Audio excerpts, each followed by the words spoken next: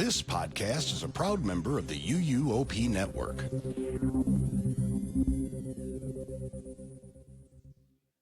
Are you ready to go the distance with Tricia's Disney pick?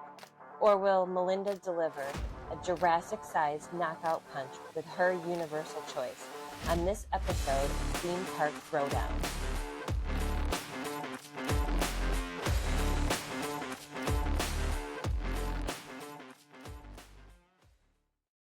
Hey everyone, and welcome to episode 6 of Theme Park Throwdown with me, Tricia at Tricia Travels on Facebook and Tricia Travels 85 on Instagram.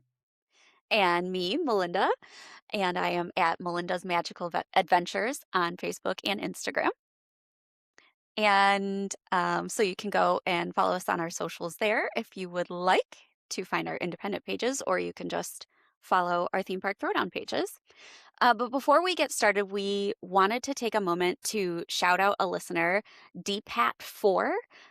Left us a really kind review on Apple Podcasts, and we just wanted to say thank you so much. We love reviews and hearing from you guys and what you think about the podcast, and we want to let everybody. I don't know how to do the heart like the kids do. I can do that one.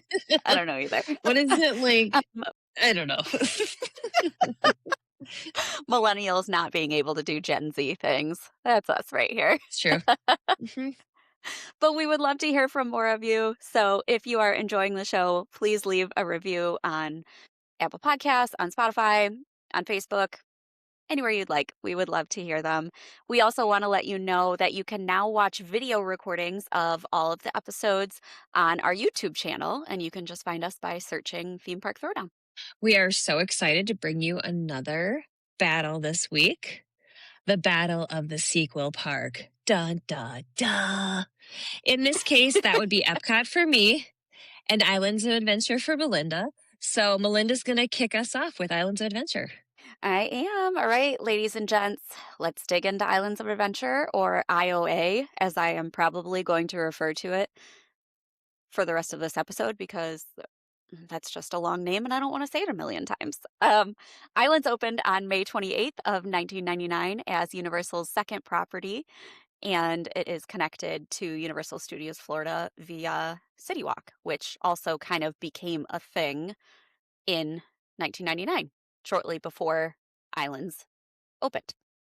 The park originally opened with 6 themed lands, all 6 of which still technically exist today, but maybe not for long, because we've seen official demolition permits for the Lost Continent, which makes me really sad, because even though there's not really anything or much of anything there anymore, I do still love that land. But we know, we'll talk about the future of that land later. We'll get into that a little bit later. Anyways, so the Islands of Adventure was designed around the concept of exploration. So that's where the different islands, the different lands come into play. So since the opening of the park, 2 additional lands have now been added. So if we start from the park entrance going clockwise around the park, you are going to enter into Port of Entry. You got to figure out which way clockwise is. So you're going to enter into Port of Entry. Some people don't consider Port of Entry a land. I'm going to say it's one of my favorites, so don't leave her out. But you're going to enter into Port of Entry. You're going to hit Marvel Superhero Island, Toon Lagoon, Skull Island, which opened in 2016. And if you ask me, the fact that this is an island in itself is ridiculous. It needs to just get over itself and join up with Jurassic Park, because really, you've got an icy and Kong dog stand and 1 ride and a merchandise cart. That's literally all it is. So get over yourself, Skull Island. But after you exit Skull Island, you are going to go into Jurassic Park. Then the Wizarding World of Harry Potter Hogsmeade, which opened in 2010. And I actually got to go into Hogsmeade before it officially opened to the public, which was really cool. I'm sure at some point or another down the line, I will talk all about that, but I'm not going to fill our time this week with that. And I do have a question about that, though. Yeah. Was this did you like cross some tape or climb a Oh, wall to get into this? listen, I'm not a rule breaker. That is not me. We were we were staying at Hard Rock Hotel, so we were property guests, and we just happened to be there. It was like a month before Hogsmeade officially opened, and they did a soft opening for a few hours every day that we were there that week for hotel guests of the top 3 hotels. So Portofino Bay, Oh, Hard okay. Rock Hotel, and Royal Pacific. You got to go into the Hogsmeade area for just a couple hours. All of the rides were operational. All of the stores were open. Everything was going. It just, there were only a couple hundred people in there at a time. And so that was a Wow. really, really neat experience. But again, Yeah. I will talk about that more at a later date. But after you exit Hogsmeade, you're going to enter into the Lost Continent, like we talked about before, and then finally Seuss Landing before you wrap back around to Port of Entry, because there is only one entrance and exit. The park is a complete circle that surrounds a lagoon, and so it makes travel around the park simple and easy to navigate, but it could make trying to get from one specific point in the park to another kind of a lengthy journey. So that's one gripe that people have about it. They used to have at park opening, there was a boat tour called the Island Skipper Tours that would take you from port of entry on a boat across to Jurassic Park and drop you off there so you didn't have to walk around the entire park to get to the opposite side. You could just take this little boat ride. But Mm. unfortunately, that closed down in 2002. Just didn't really have a lot of people utilizing it. It was kind of expensive maintenance and upkeep. Boats are always a big undertaking, Yeah. RIP Jaws. And so, you know, unfortunately, we don't have that today. And with Mm. where Velocicoaster is and stuff like that now, it might make it kind of difficult for them to ever bring it back in the future. But that's okay. As of right now, there are 18 total attractions in Islands of Adventure. Some of my personal favorites being Jurassic World Velocicoaster, the Cat in the Hat, although it is somewhat of a creepy fever dream, and the Jurassic Park River Adventure, which currently is down until at least November for maintenance, refurbishment, Wow. reimagining. We're not really sure yet. But 5 of the attractions in this land are classified as roller coasters, which makes this park a bit more appealing to the thrill seekers and maybe the like middle-aged, not real young guests, but not real old guests either. So this is a bit more attractive of a park than Universal Studios next door. However, with there being that many roller coasters also means that they're outside, and this park Mm. having so many more outdoor rides than Universal Studios Florida can cause a bit of a problem on rainy days, which Florida has a lot of. So there definitely are indoor rides, but not quite as many as the park next door.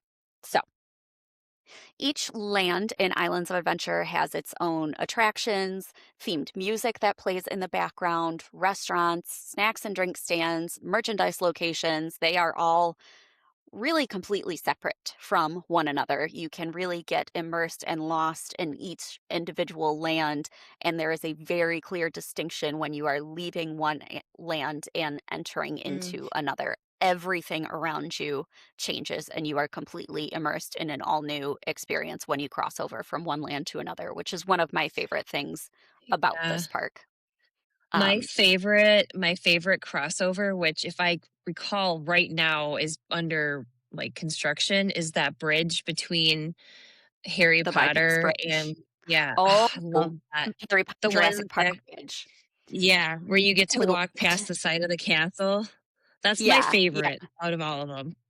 I mean, walking through those Jurassic Park gates is obviously so incredible and so iconic. And they actually used to Yeah. be at the opposite end of Jurassic Park. They used to be at the Yeah. entrance of what is now Skull Island. And then they moved them with Skull Island so that now they butt up against Hogsmeade. My issue with that area right there is the people stopping on the bridge to take pictures of the Hogwarts castle, which I understand completely. Like it's a pointing to yourself. There, obviously like a super iconic view. It's beautiful. You can get some really great shots there, but people just stop in the middle of the walkway and stand there with Hmm. their phones in front of their faces, and it is one of the worst like areas in that park to get caught up at. So Yeah, I that's love it true. too, but it's And definitely a love-hate relationship. it's like made exponentially worse because there's that butterbeer cart.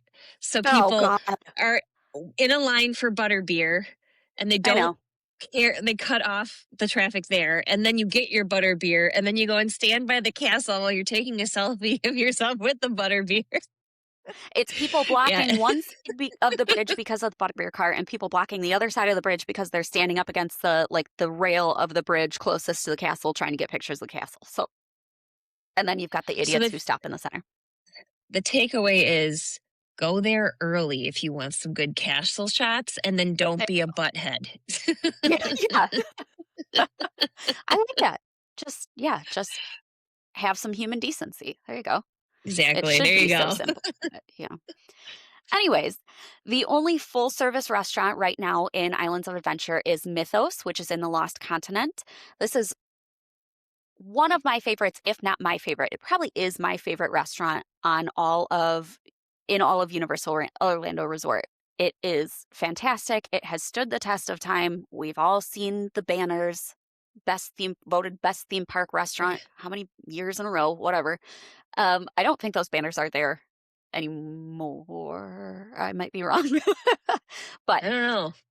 it's a really great restaurant. It's just a really cool place to even just walk in and look at. It's not too difficult to get a reservation or to do a walk-in if you don't have a reservation, but they do have limited dining hours. So if you are interested in going and dining there, check on those hours of operation before you go. Also, next time you are there, try the lamb hummus appetizer.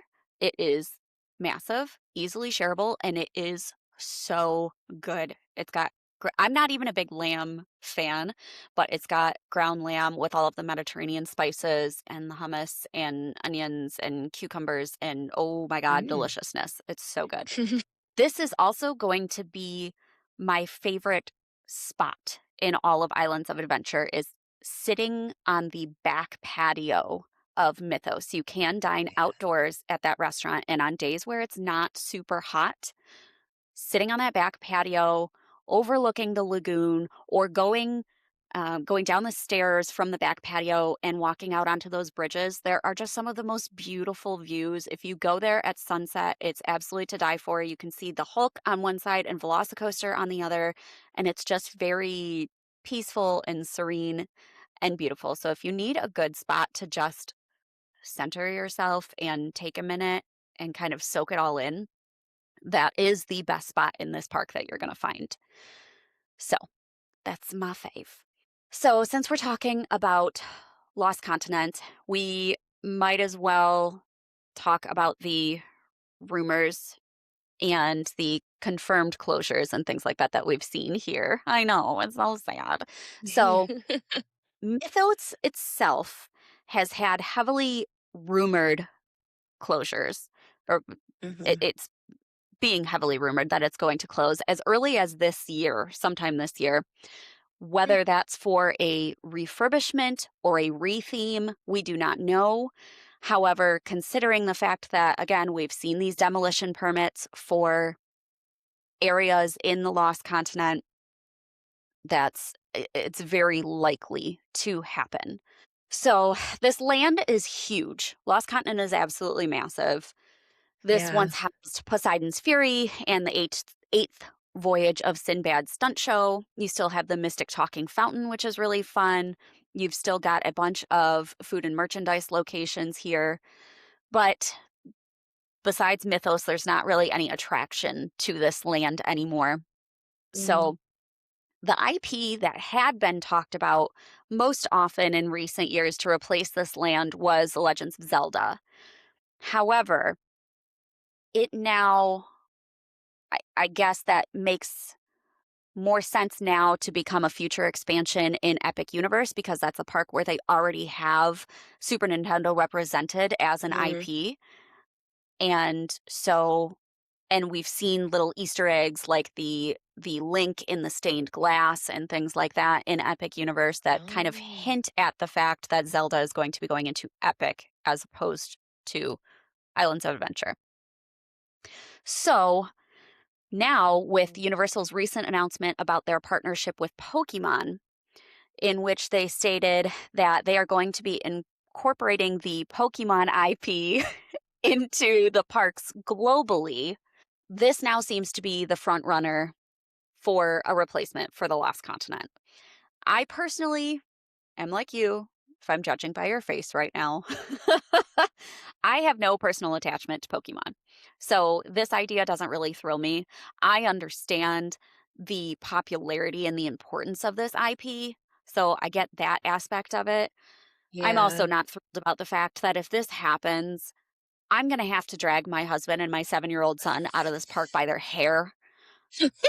I I just so, you know. Okay, here are my thoughts on this.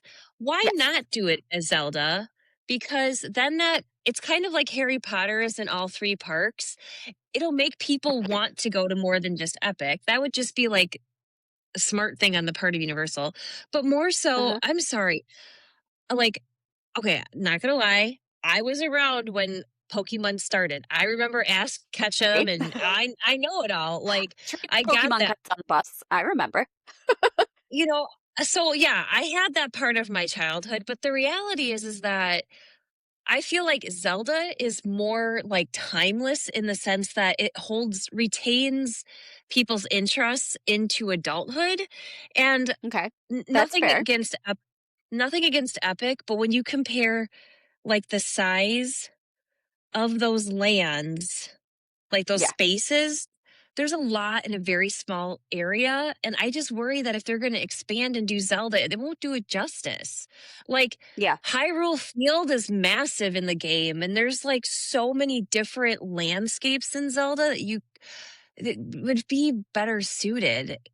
And I do feel like that Ugh. kind of suits itself to the Lost Continent because the Lost Continent has so many little, like almost hidden areas that you can kind of find Yeah, yourself just wandering into. And I think they could go really far with that. So I totally agree with that. And I also agree with the idea of having an IP or a company represented in multiple parks. I feel like that as a business makes more sense.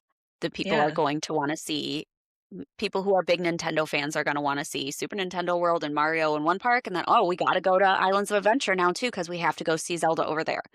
Financially, I would think that that makes the most sense. Yeah. But I'm sad. and again, I'll get we over know it. nothing. We know nothing. We see rumors. So, I I am not sure. I also was told by my VIP tour guide at Epic Universe that all of the lands that are currently in Epic Universe and that are planned already for Epic Universe were lands that were originally supposed to be put into one of the two legacy parks to begin Hmm, with. They were planned interesting. for the legacy parks. So, really interesting tidbit. Isle of Berk from Epic Universe was supposed to be the replacement for Lost Continent. But Whoa. then Universal got the opportunity to Wow. purchase this. It all comes down to we're getting really nitty-gritty Wow. here, but it all comes down to Universal being able to sell off their portion of Hulu to Disney. So Mm. Universal getting kind of this big chunk of money from Disney and saying, "Hey, Disney, you know what we're going to do with all this money that you just had to give us? We're going to build a whole nother park and compete with you even more." So, Mic drop. right. So that was kind of an interesting little tidbit to learn. And I have found myself on many occasions kind of sitting here like, Oh, I wonder where was Mario supposed to go? And where was Dark Universe supposed to go? Those I Mm. it's interesting to kind of contemplate And that, and that's why you still have Kong. I would much rather have Dark Universe because Kong just and then you take the 3D out of it anyways, which was the only redeeming quality that that ride had in the begin with. Whatever. Oh my goodness. Anyways, Okay. oh. Well, that is a lot to like wrap your mind around with all that. Whew. Yes. Yes, but it's really interesting. So we'll see what Yeah, happens. Again, we know nothing. Don't it's say true. I told you anything. I didn't tell you anything. I'm telling you rumors. But if we're talking about favorite lands, my favorite land is Jurassic Park. That is one of my top 5 favorite movies of all time. Always will be. They really went all out with designing the land down to the tiniest little details of like the fossils stamped into the ground, Mm. which is so so neat and so cool. And you can find so many little Easter eggs and things like that. And so they really spared no expense when they designed that land. I never told y'all I was going to be funny. But I also feel like this has gotten Jurassic Park has gotten better and better over the years with the addition of the Jurassic World IP and everything that has come along with it. It's really Mhm. added a lot. I was worried about that to begin with because I'm such a nostalgia geek that I was like, oh, they're going to add up all this Jurassic World stuff and it's going to ruin Jurassic Park and that aspect of it. And it totally didn't. I think they did it right and Yeah. left enough of the original and just kind of supplemented it.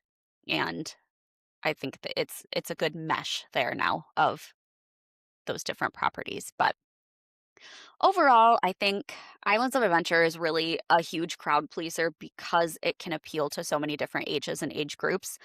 You've got Yeah. everything from Dr. Seuss to, again, those high thrill rides like Velocicoaster and the Hulk.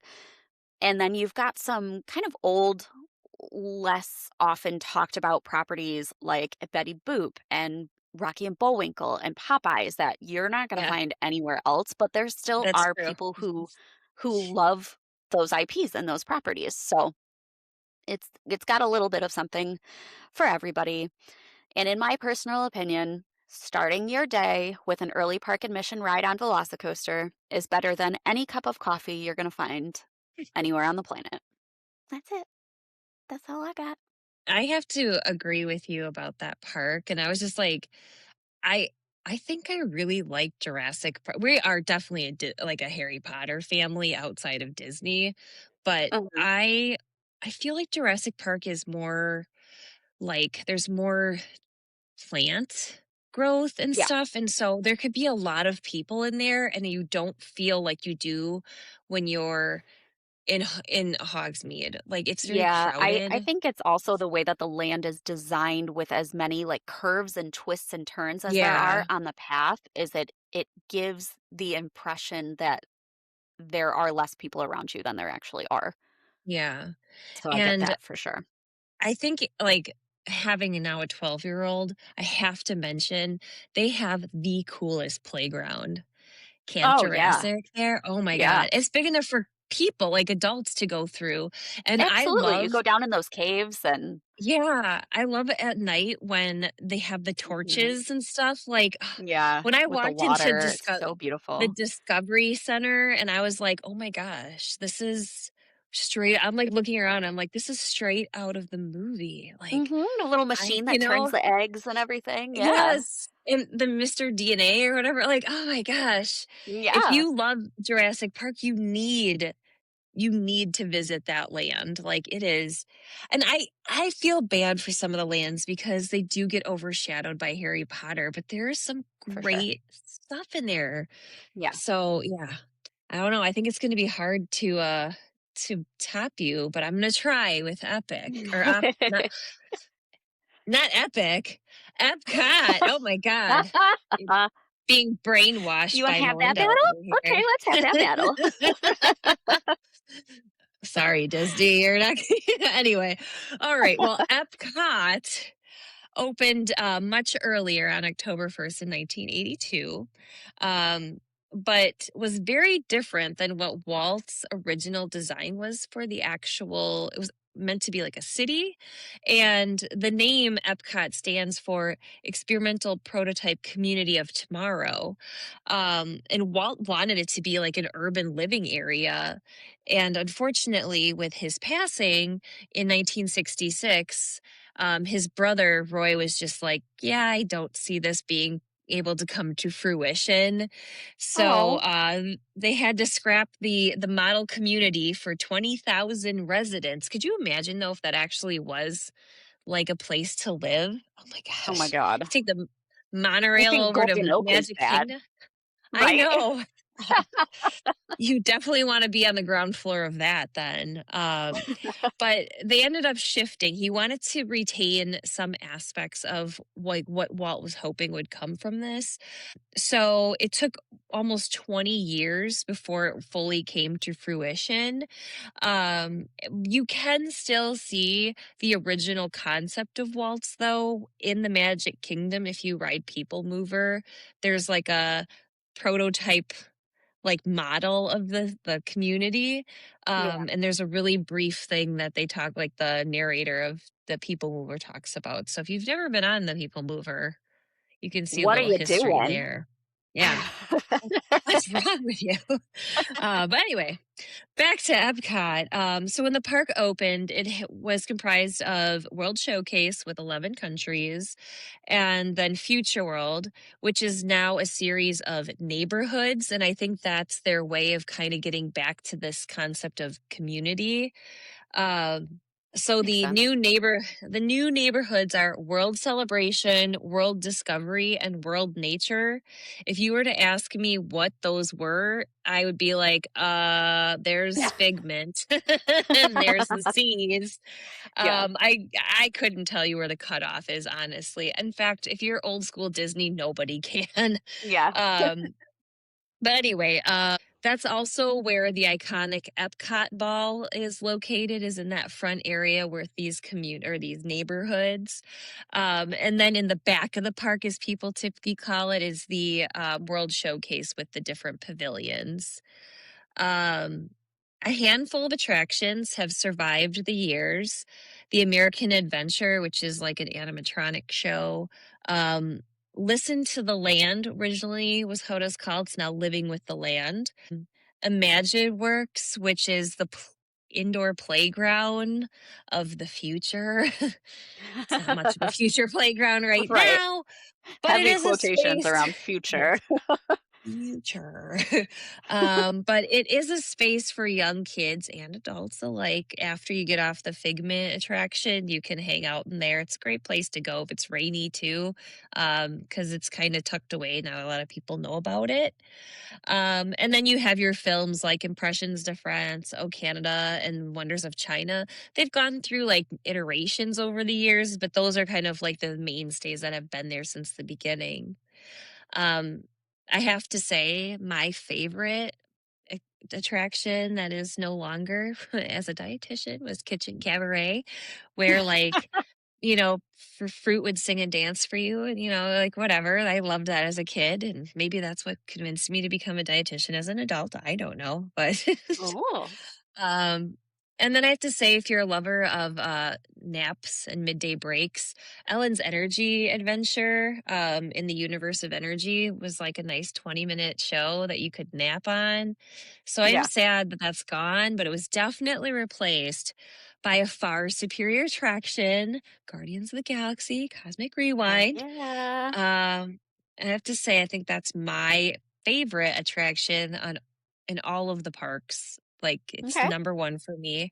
And I'm surprised. So the first time we were down there, I wouldn't ride it because I do get motion sickness. I have a prescription Mm, patch I wear. And I get treated for vertigo. So I was worried okay. that I would not do well with that. It took a lot of convincing on the part of my brother the next time I was down there to go on it. Yeah, it looked like I was going into battle. So I had the patch on. I had like peppermint, like essential oil that I was like breathing in heavily, like Yeah. having like, hyper, like, I was pretty anxious. I had the C bands on. I was chewing You went all ginger out. gum. I'm like, I have everything. I'm not going to get sick on this. I'm terrified. We get on Yeah. there and like it was a lot of fun, but for your first time, I did scream. And my brother is next to me and there's a point where I stopped screaming and he looks over cuz he thinks I died. I was choking on the gum I was chewing. Love Do not it. chew gum on Only that you. ride. So, yes.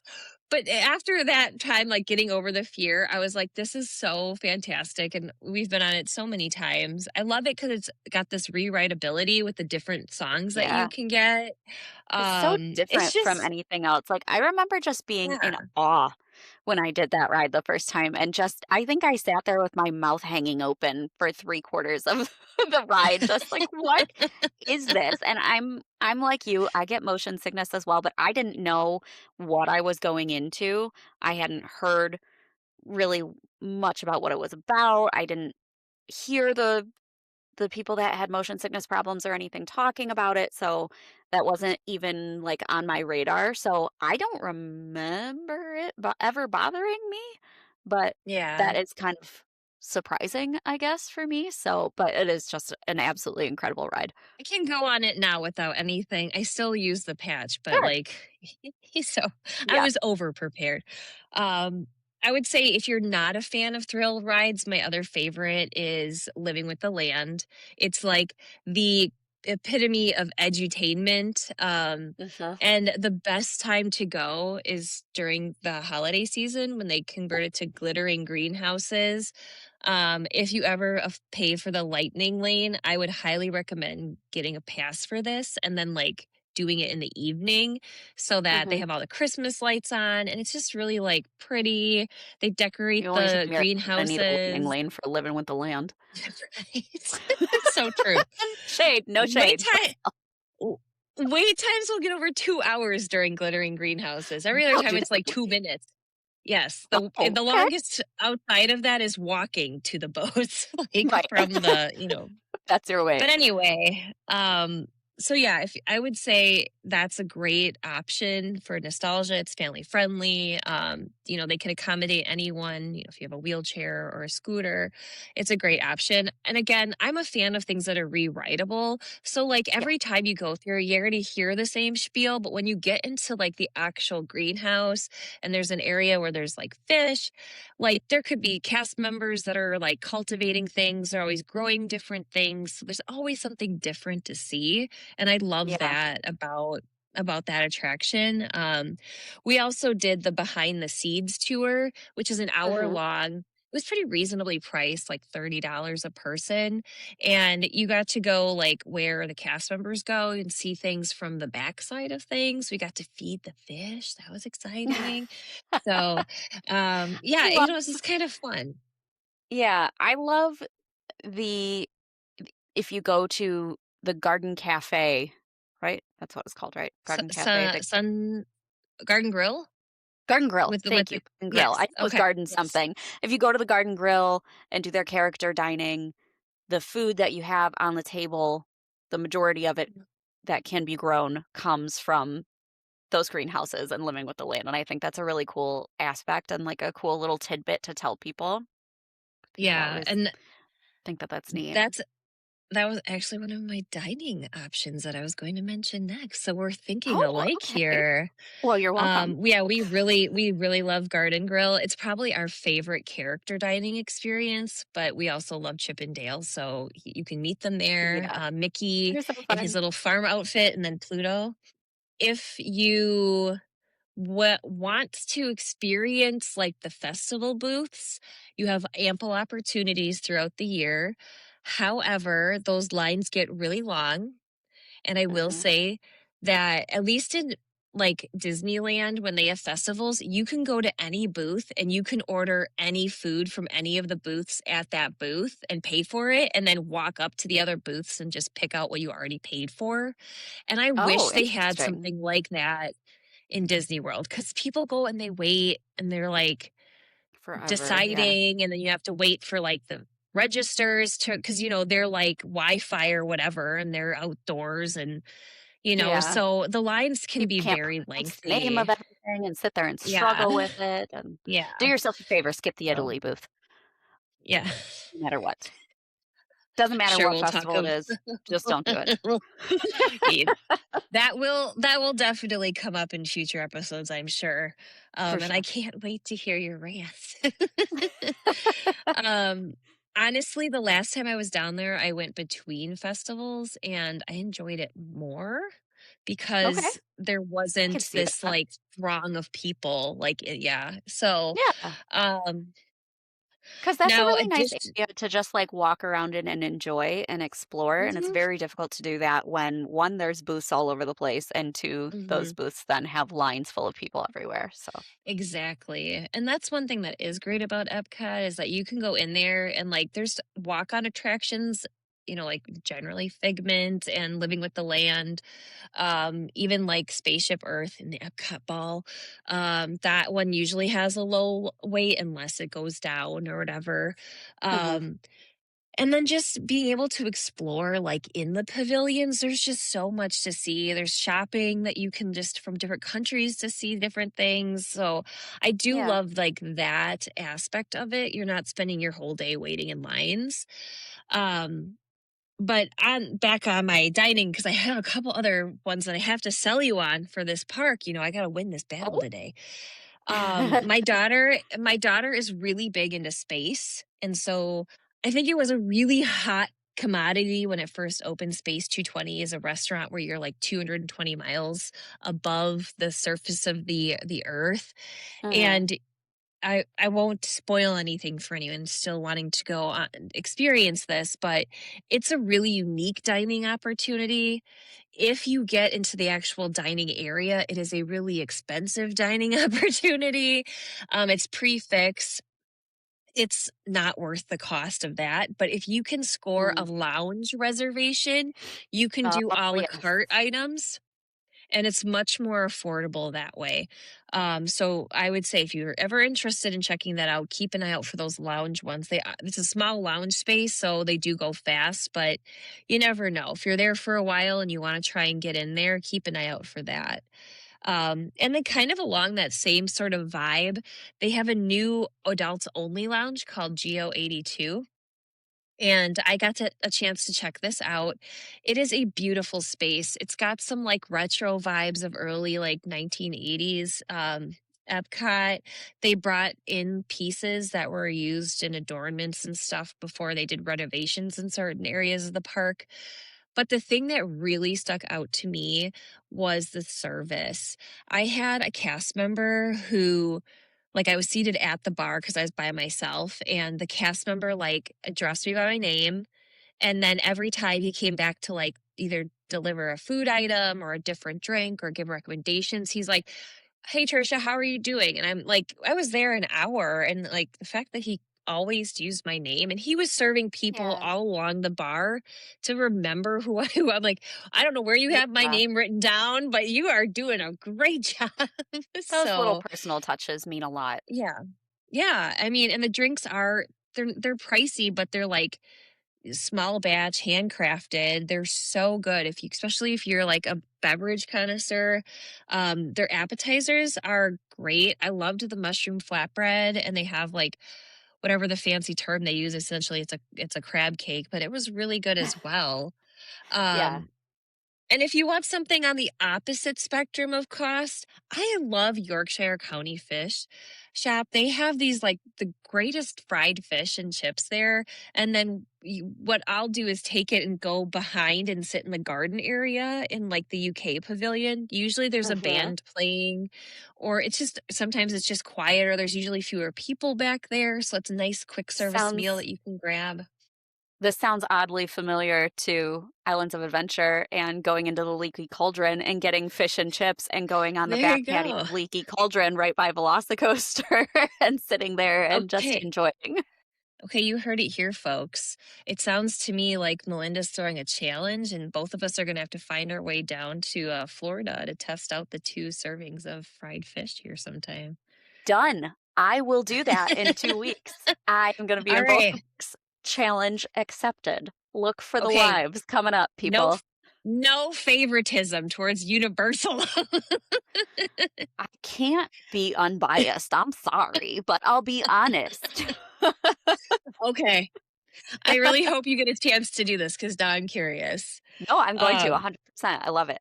so yeah, so I love this park. There's just so much to do. They have these things called kid cop stops where you can like interact with cast members that are from the country. Like that was probably the saddest thing is when they Hmm. reopened after the shutdown. They had just local people running everything, and now they've started up the international program again. So they'll like say they'll write like hello or happy birthday to you if it's your birthday, like in their language, and it's just really neat to have those interactions. There's like the newer like Journey of Water with featuring Moana, where like kids and adults alike can like interact with water. You get a little wet, but it's not like soaked like when you're on like the Yeah, you village can the really what's that ride? The rat ride over in the pop islands. bilge rat barges. Yes. You are soaked on that one. That's not what I'm talking about here. Drenched. No, Moana, you can absolutely, you decide how wet you want to get. Yeah. That's what she said. Um Yeah. Sassy. Um and then the last thing I want to mention because I don't know how many people know about this. Yes, it's kind of annoying when you're on your app a lot, but they do have an app called Play Disney. There's things you can do in all of the parks, like domestic parks and at home. And one of the things you can do in Epcot is you can play the DuckTales World Showcase Adventure. And so there's certain pavilions where this is like in like I know it's France and Mexico and the UK for sure, maybe China. I think China and you like do a mystery or you're solving crime with the DuckTales on your phone. And then it has like live interactive things that happen. So you solve a puzzle in an area you're supposed to be in and it triggers something to happen in the actual pavilion. So that's That's really really neat cool. too. Yeah, I've Yeah. And heard of it. I didn't know a ton about it. I've just heard that it was a thing you could do if you wanted something to do, but I also love me some DuckTales, so I think I might need to I check that thought it one was out too. fun. Yeah. Yeah. So I would say it used to be Kim Possible themed, but like younger Okay. kids don't really know who that is anymore. I grew up on her, so I was sad to see her go, but also like this DuckTales one is really cute. Hmm. So if I you also ever think have it's like a kind of half an funny hour, that they go from like Kim Possible, which is, you know, older and a bit nostalgic yeah, for people, to DuckTales, which is also older, maybe even yeah, it is older than Kim Possible yeah, even is, but I guess they've done reimagining and yeah. stuff like that of it now. Yeah, they use the newer animation style in the app, so I think that's how Okay, it's like kids can connect to it. But then there's that makes the like you sense. said, the nostalgia factor. Yeah. So, there's so much to do in Epcot. There's more than one sit down restaurant. Just gonna say that right now. Hey, So I love it. I mean, I do love islands, but I think Epcot's like it's always been my daughter's favorite park, which really surprised me because we started taking her to Disney when she was 4.